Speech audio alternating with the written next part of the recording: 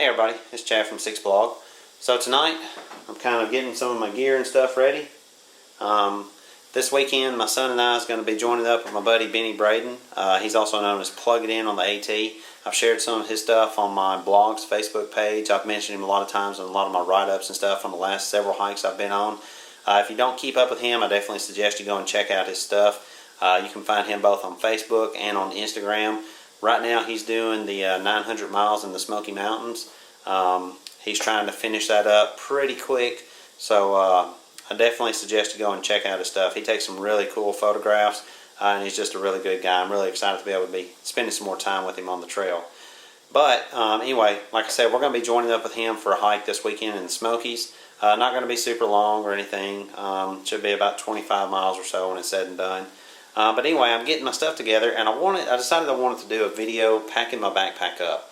I've done some of those in the past, but it's been quite a while since I've done that.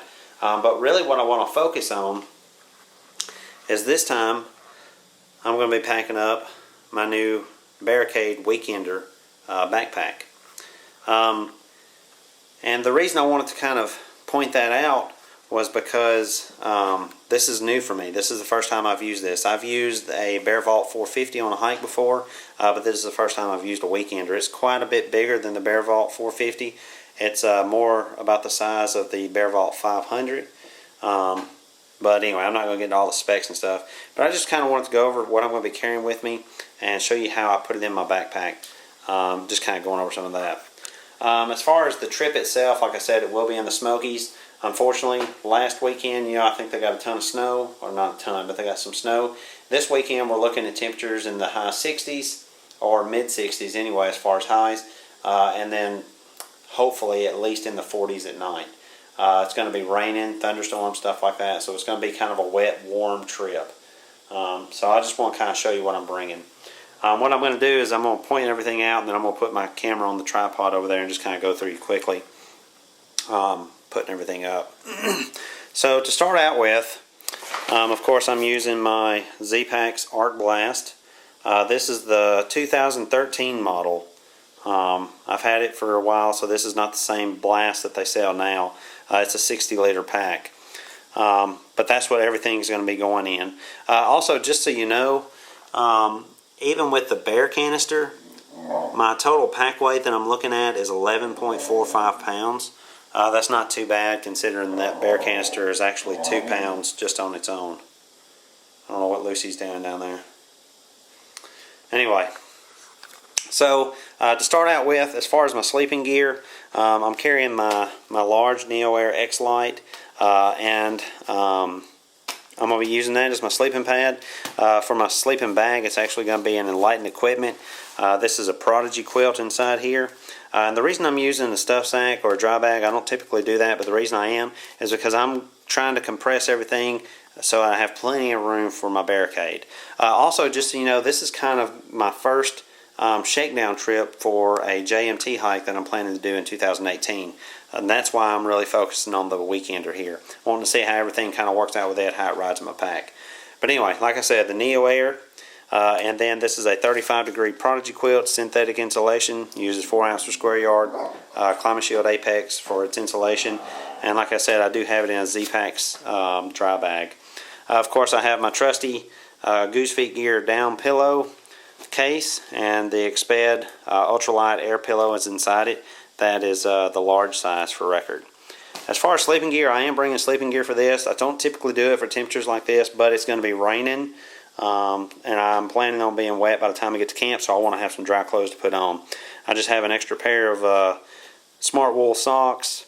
I have a pair of Patagonia Capeline 2 long bottoms, and I have a Mountain Hardwear Wicked Light t-shirt. So I'm going to have all that to change into once I get to camp. As far as other clothes, this is a wind jacket that I'm going to be using, and then as far as rain gear, my Luke's Ultralight Seal Nylon Rain Jacket is inside here. I figure I'm going to be wearing that more than carrying it. Of course, I have my Z-Packs Cloud Kilt here. I'll probably be wearing that. And then I have my Z-Packs Cuben Fiber pack cover. This is actually the first thing I ever bought from Z-Pack several years ago. It does have a couple of wear spots on it that I've repaired with tape, but it's holding up well. Actually, this one too is made with 0.51 per ounce per square yard Cuben fiber. The new ones, I believe, is made with 1 ounce, so it's actually quite a bit more durable than this, and hardly at much of a extra weight. So that's pretty much all the food that I'm carrying. Of course, I've got some toilet paper, some Germ-X, and then this is the Lawson Klein titanium trowel with just a little beaner on it. I usually hang it on the side of my pack just so I know where it's at. This is a ditty bag. I've just got repair stuff, medicine, stuff like that. Everything's inside there. This is my Z-Pack's Hexamid Solo Plus tarp. It's the tarp only, not the tent. This is the Solo ground sheet, Cuben fiber, Z-Pack's Cuben fiber Solo ground sheet. These are different stakes. I have some carbon core from MSR, and then mostly Lawson Klein titanium shepherd hook stakes. It's this old model. I love those things. I've used them everywhere that I've been and had absolutely no problems with it. And then this is a bivy.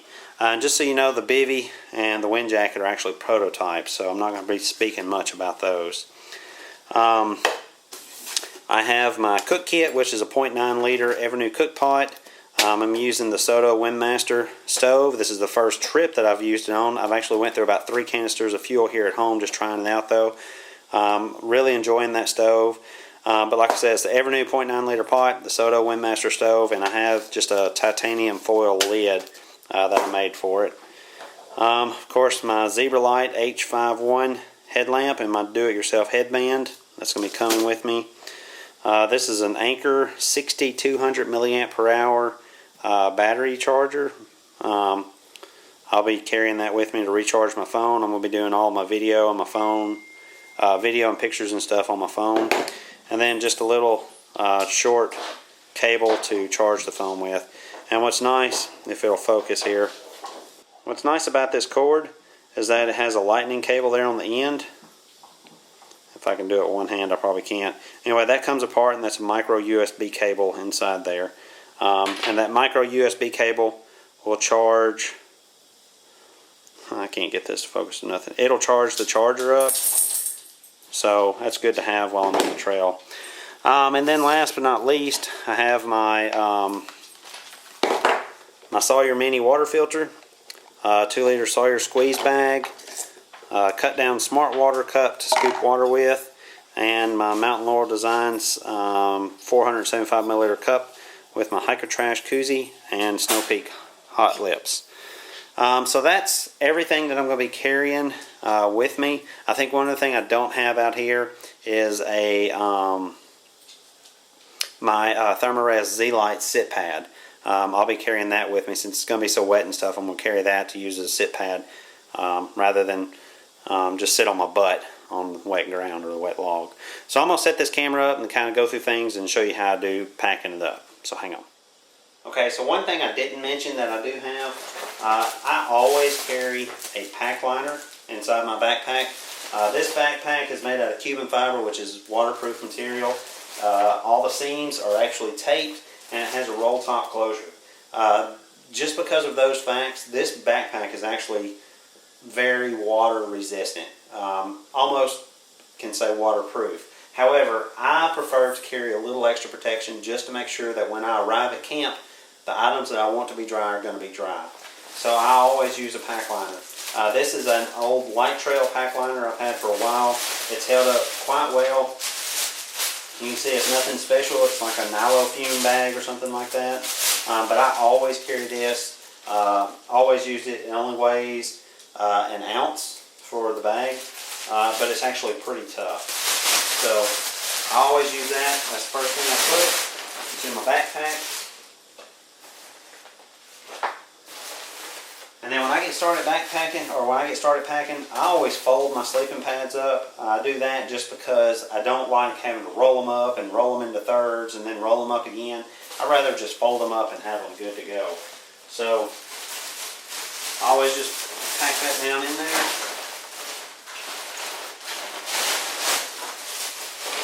It also forms kind of like a barrier on the back part of my backpack so that it's a little more extra protected. protection. However, with the mesh on the back of this backpack, doesn't really make a difference. But it was a habit I got into doing when I used frameless backpacks, and I just still continue to do it just because it works so well for me as far as at camp. So I've got that in there. The next thing I'm going to do is put my sleeping pad, my sleeping bag in there. I just put it down at the bottom. Next I'm going to go ahead and put my clothes that I'm going to be using at camp. I like to pack my stuff up in the order that I'm going to actually need it once I get to camp. So there's my socks. Of course, I'm not going to use my pillow until I get to camp, so I'll go ahead and shove that in there. And there's one other thing I forgot to pull out in the video just a while ago. I'm going to go grab it real quick. Alright, this is my my goose feet gear down anorak. I've done a couple of videos, a couple of reviews and stuff on it. I am going to be carrying this with me too, though. You know, it is January, even though the temperature is expected to be in the mid-60s and hopefully in the 40s at night. You just never know once you get out there. So I'm definitely carrying a down layer with me on top. So that's going to be this here. And since I'm not expecting to need it, I'm going to go ahead and pack this down in here now, because that's not something I'm anticipating needing, especially while I'm out on the trail hiking and stuff. So next, I'll take my cook pot. You know, it's not something I need until I'm only doing some dinners in it. Kind of put that down in there. I'll take my cup, my charger, my cord. I'll keep that while I can get to it. Take all that, put it down in there. And really, that's everything I need to be inside the pack liner. So then I'm just going to kind of fold that pack liner down over. And now, that's how much of the pack is taken up. So I've still got plenty of room here. So what I'm going to do next, is I'm going to go ahead and take my bear canister. I went ahead and locked it. That's what I went off cam before. I'm going to go ahead and put my bear canister in here. And just so you know, I do have 2 days worth of food inside my bear canister. So it's already in there. And this is where I'm still kind of fidgeting with, okay, how am I going to do things? I'll go ahead and take my bivvy, put it in there, and there's just a ton of room in here. I mean, a ton of room. You can see how much it goes up to. There's still that much pack left. I don't typically put my tent and stuff inside the backpack, but it looks like I'm going to, just because there's so much room in here. I need to take it up with something. And I'll go ahead and put my biddy bag in there. And I'm just going to say that's all I'm going to put in there. So I'll go ahead and close this up. So I'll get 1, 2, 3. I got 3 rolls with it. I could probably get a 4th roll out of it, but I'm not going to worry about it. Just go ahead and push that over. Also, just so you know, this is the updated Y strap I picked up from Z-Packs and put on here. I don't think I'm going to use it because initially I was wanting to carry the canister outside the pack. I think I'm just going to go with, I mean, you can see how well it fits in here. I mean, there's plenty of room. So I think I'm probably going to go back to just a single top strap, but I'm going to carry this on there just since I already have it and already have it on there. Alright, so that's that. Now my wind jacket is something that I'll probably need during the day. And actually, I think I'm going to put it in one of my hip belt pockets. That way I can get it pretty quickly if I need to. All of my rain gear. I'm going to put my wind skirt back here. My toilet paper back here.